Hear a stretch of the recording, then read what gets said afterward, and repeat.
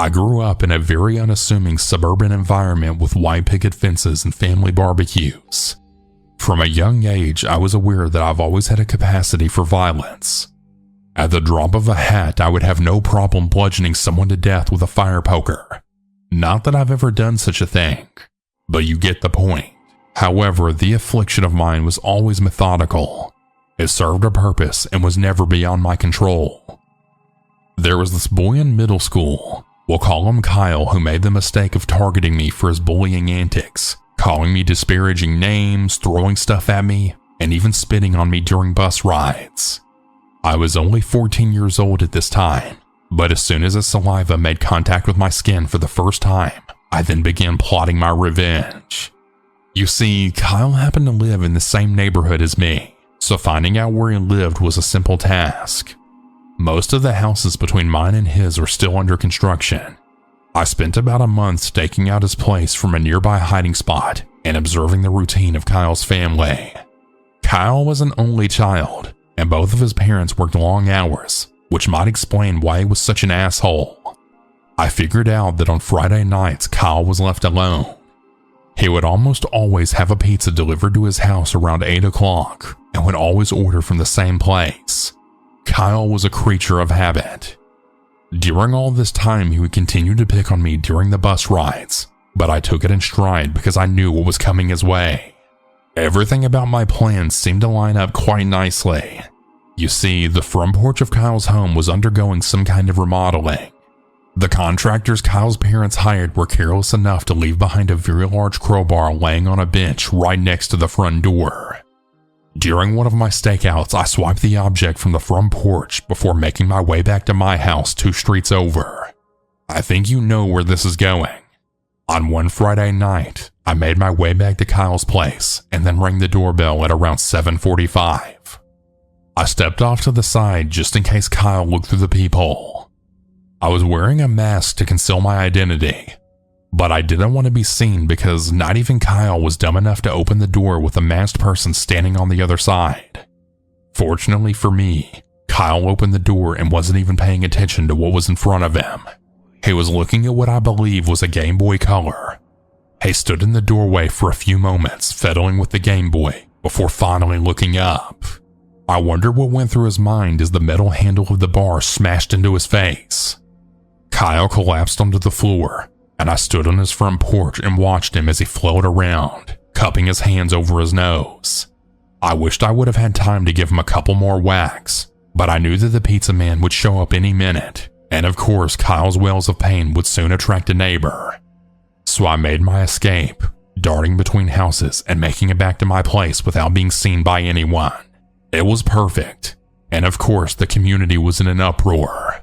Not even our children are safe. Oh no!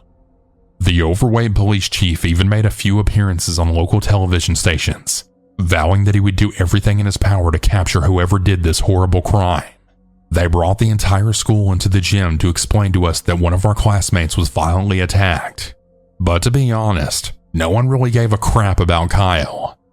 Kyle's nose had to be surgically reconstructed, and when he finally returned to school, he didn't seem to have any interest on picking on me, or anyone else for that matter. Aside from seeing an occasional patrol car cruising around my neighborhood, not much really changed. I wasn't planning on making an encore. Even at 14, I knew that luck had a lot to do with my plan playing out the way it did, and I was also smart enough not to push it. No one even looked my way. I was never questioned by the police, and they never found out who viciously attacked Kyle. I still have absolutely no regrets about what I did. Screw you, Kyle. You got exactly what you deserved.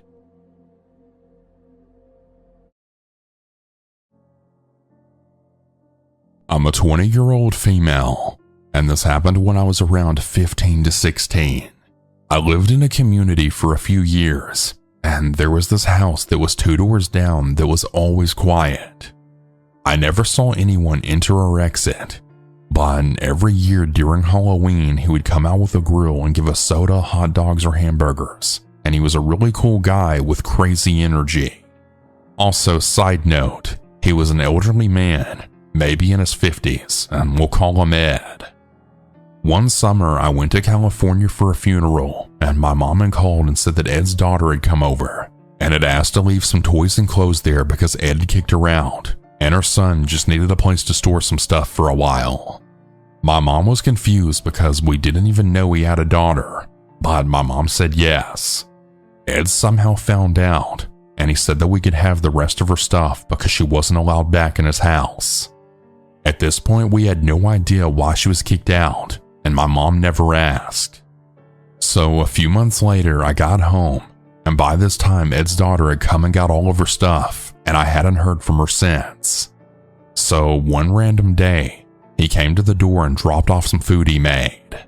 My mom thought it was weird, but we didn't eat it. We just kept the pan for a while to make it seem like we did. Then another day, he came and dropped off some movies that we never watched. Now, we had a Ring camera, and we would see him walk past our house looking at the door. One day, everyone was gone, and I was home alone, and I decided to walk my dog, and I kid you not, this grown man was sitting in the kid's sandbox and rolling around laughing, throwing it in the air.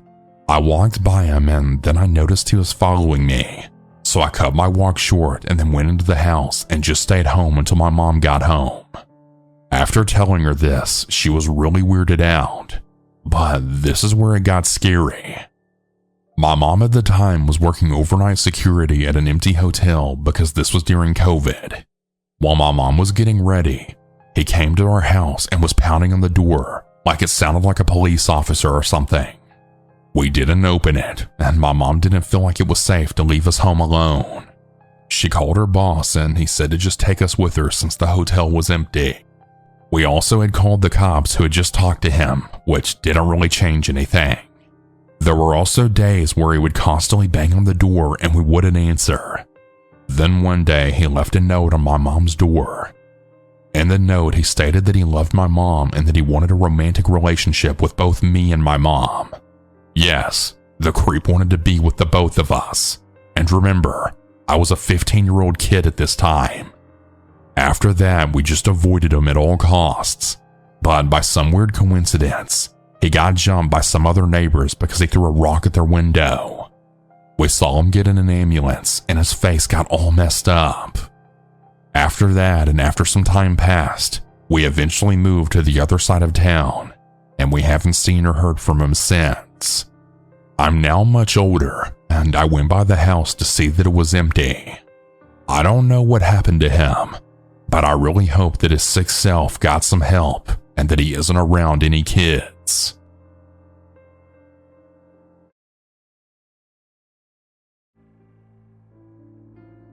I grew up in the 1980s in a very tight-knit community in Georgia. When I was a kid, I used to love camping in my backyard. Almost every Friday night, me and my little brother Donnie would set up a tent in the backyard and spend the night playing with our G.I. Joes inside the tent. Our neighborhood was nice, but the surrounding area was a bit shady. You see, this was at the height of the crack cocaine epidemic, and within a few years our small town became infested by addicts and dealers. I remember there was an old man named Mr. Carl who was once a pilot in World War II. He used to live across the street from us. His wife died of cancer around 1984, and after that, well, he went off the deep end. 3 years after his wife's death, he became addicted to crack and began wandering the streets at night.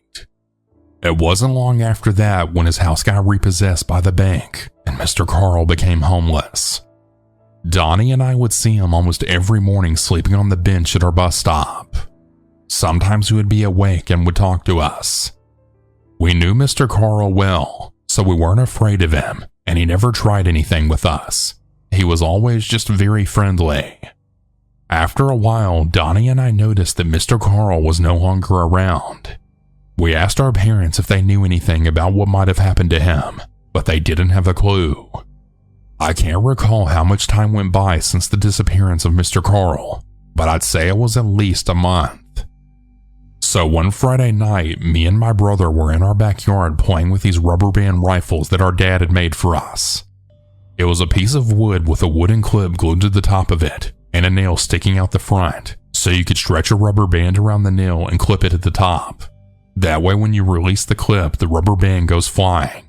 Donnie and I were shooting at plastic toy soldiers when we heard something rustling in the bushes outside. Now, this is Georgia. We've chased away our fair share of raccoons and stray dogs, and with our new makeshift weapons, we were feeling extra brave that night.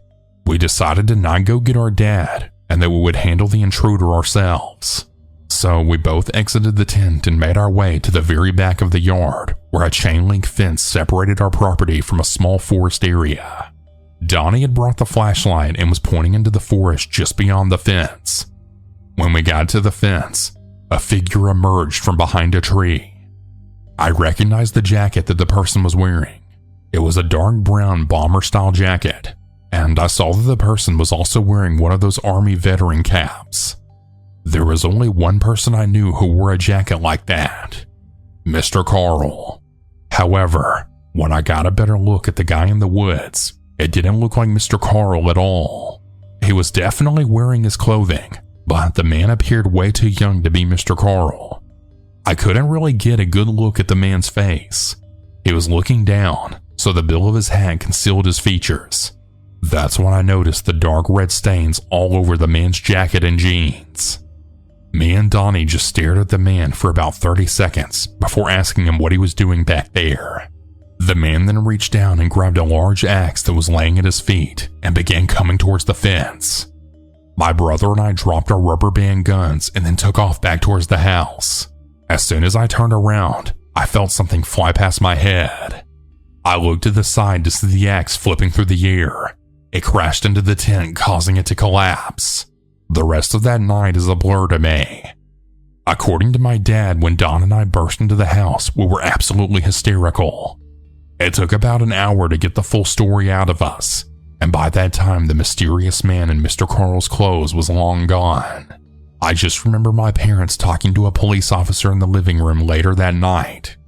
There was never any follow-up, and I don't know if they ever caught the guy or retrieved the axe that he threw into our backyard. This incident effectively put an end to our Friday night camping, and we never figured out exactly what happened to Mr. Carl.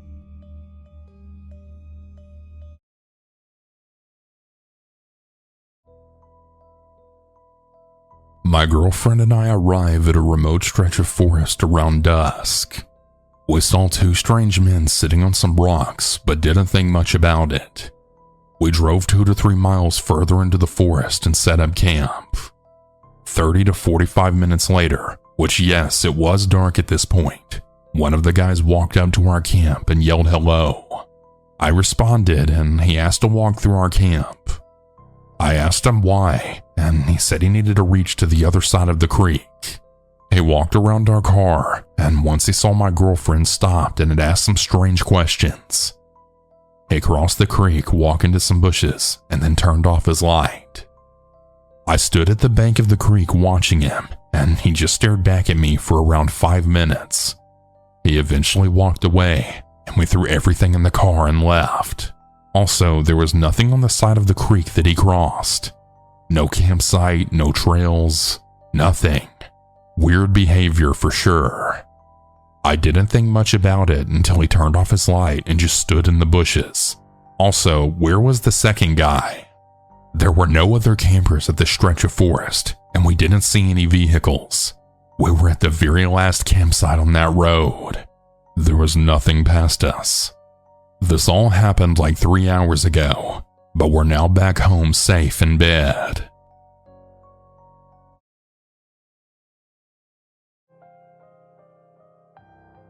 I'm not much of a storyteller, so bear with me.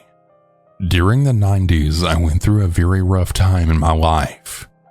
After a failed marriage, I became a bit of a nomad, wandering across the country on foot with no particular destination. It was a stupid idea, but I was in a very hopeless place back then and just looking to experience something new. I found myself on the back roads of Nebraska. For those of you who've never been to that state, there are large sections of land that go on for miles with nothing but cornfields lining either side of the road. I have been traveling down South Dakota and hitched a ride with a truck driver into Nebraska. We split ways at a rest stop, and I made my way into what I now know to be the Sandhills of Nebraska. The Sandhills region is one of the most isolated areas in the United States, 20,000 square miles of nothing but dunes and prairies. I planned on hitchhiking my way to the nearest town and catching a bus to visit a friend that I had in Omaha. Full disclosure, I had absolutely no idea what the hell I was doing. I subscribed to the "I'll just figure out when I get there" mentality. At the time, I didn't know a whole lot about Nebraska, but I found out the hard way that this stretch of road was not ideal for hitchhiking. I barely saw any cars going down this road, and the ones that did completely ignored me and drove right past. 12 hours passed and I was running low on food and water. I was utterly exhausted at this point, and I needed to find a place to rest for a while. I had about an hour left of daylight. Lucky for me, I happened to come upon an old farmhouse that was situated about a half-mile away from the main road. From a distance, I thought that this place might have been occupied, but when I got closer, it was clear to me that the house was abandoned. This was around the fall, so the weather in Nebraska wasn't terrible. However, the nights were a bit on the cold side, so I decided to stay in this house for the night and then continue my journey the next day. I had enough supplies to last me one more night. The house was your typical rotting husk, smelled like mold, severe water damage, creaking floors, etc. The living room seemed to be the only decent place to settle down at, so I unpacked my sleeping bag and made myself at home and eventually dozed off. I woke up to the sound of floorboards creaking. I immediately sat up and listened. I could hear several pairs of footsteps thudding all around the house. They were coming from upstairs, downstairs, on the back porch outside, and even in the same room with me. But I didn't actually see a thing.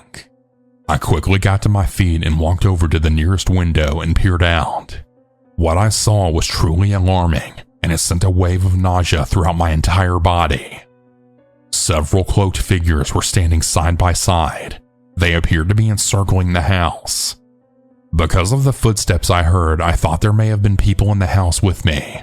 So in an effort to defuse things, I made another big brain decision and spoke up. Hello? I'm sorry if I'm trespassing. I was just looking for a place to rest for the night, and I thought this place was abandoned. Again, I'm sorry. All the footsteps stopped at once. An eerie silence followed. It was so quiet that I could have heard a mouse crapping in the corner.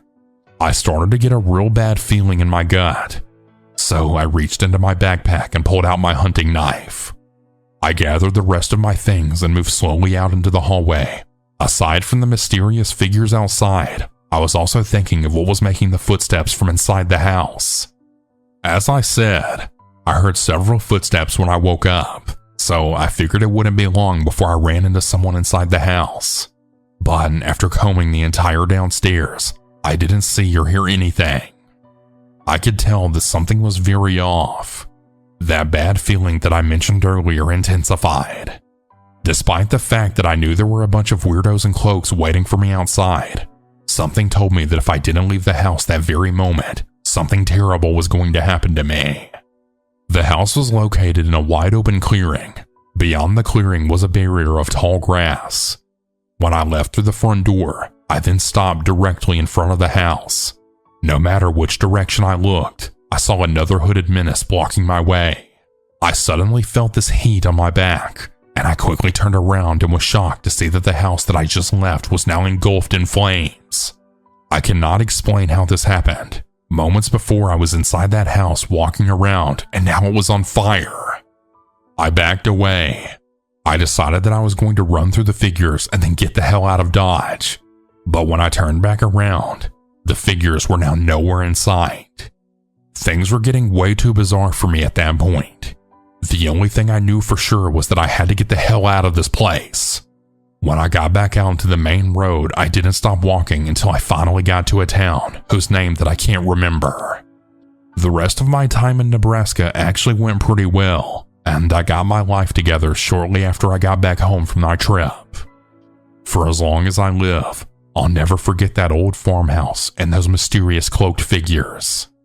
This incident still baffles me to this day, but perhaps some things are just best left unanswered.